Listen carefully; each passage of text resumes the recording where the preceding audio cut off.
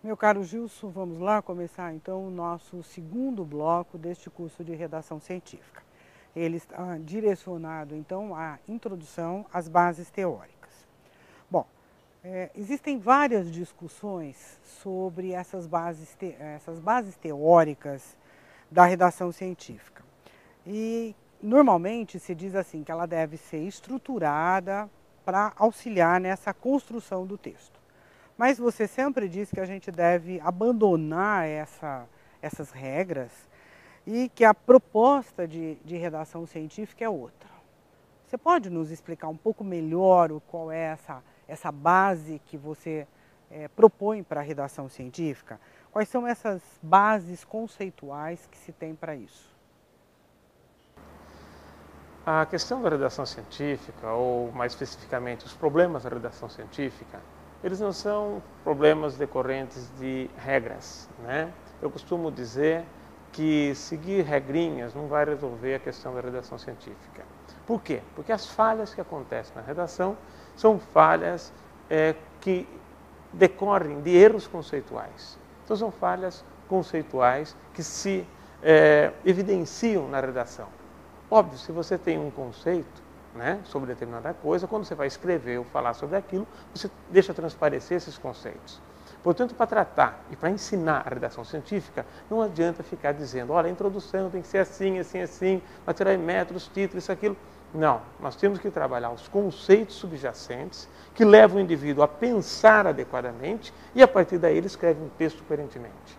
Né? Não é uma questão puramente medular, é uma questão que envolve o córtex. O indivíduo tem que pensar sobre aquilo. E a gente vai ver que os vários erros que existem na redação científica são erros dessa natureza. Né? Por isso que quando eu trabalho a questão da redação científica, eu começo discutindo os conceitos. Conceitos sobre ciência, sobre metodologia, publicação científica e qualidade científica. Né? Equívocos nesses setores é que leva a gente a cometer equívocos na redação. Então veja, o texto científico ele é apenas um espelho daquilo que passa na cabeça do pesquisador. Certo? Se tem erros lá é porque tem erros na cabeça do pesquisador. Certo? Então, para consertar a questão da redação científica, vamos nos ater aos conceitos. Né? Por isso que todo curso que eu ministro sobre redação científica, eu começo discutindo questões de ciência. Tá? Porque eu estou escrevendo sobre ciência. E se eu não souber as bases disso, eu vou cometer equívocos. Eu não vou avançar quando eu posso avançar. Né? Eu vou ter medo de falar coisas que eu poderia falar, ou vou falar o que eu não devo. Não é? Partindo da ciência, a gente chega na questão da publicação. A publicação científica é um sistema que nós temos que entendê-lo. Se nós acharmos que basta publicar o trabalho para que ele se transforme em conhecimento científico, nossa forma de redação é uma, nós temos que escrever para os revisores da revista. Hoje nós sabemos que não é bem assim. Nós não escrevemos para os revisores da revista, nós escrevemos para os leitores. E os leitores é que vão ter que absorver o nosso texto. Isso tem muita diferença, porque o leitor ele olha seu texto e fala, não gostei, e joga fora.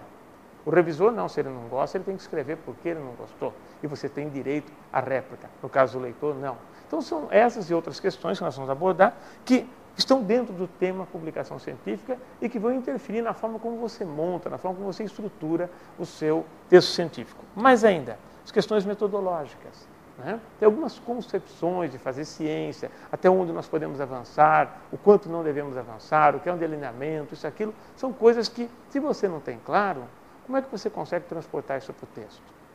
Certo? Então, veja, um bom texto, ele começa com uma boa ciência. O fazer ciência significa entender suas metas, suas necessidades, entender onde nós devemos chegar com cada coisa dentro da ciência. E a partir daí, né, contar essa história por escrito para o nosso leitor. Então a redação científica ela é o desdobramento, a parte final desse processo. E eu vejo que é falha nesse processo que leva às falhas da redação.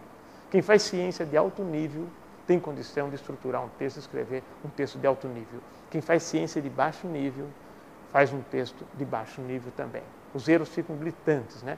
Basta eu ler um trabalho, eu não preciso nem ler a introdução inteira. Na metade da introdução, eu já tenho uma clara noção se o indivíduo tem experiência na ciência internacional ou não.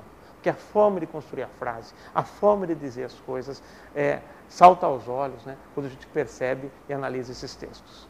E é isso que eu vou tentar mostrar, pelo menos dar a base teórica disso, nessa discussão. Uma vez que tudo isso esteja resolvido, aí sim entram as questões específicas da comunicação científica, onde dentro da comunicação, a redação científica é um pedaço.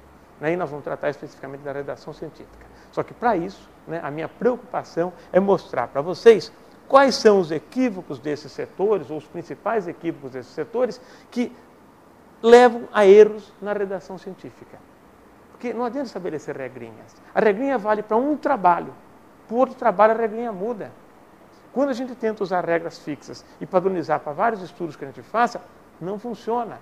Ou se funciona, não é sempre a melhor alternativa. Você está sempre trabalhando num nível subótimo. Se você entende o processo, você é criativo o suficiente para transformar seu texto, tornando atrativo, tornando um texto de alto nível dentro do patamar que você estabeleceu.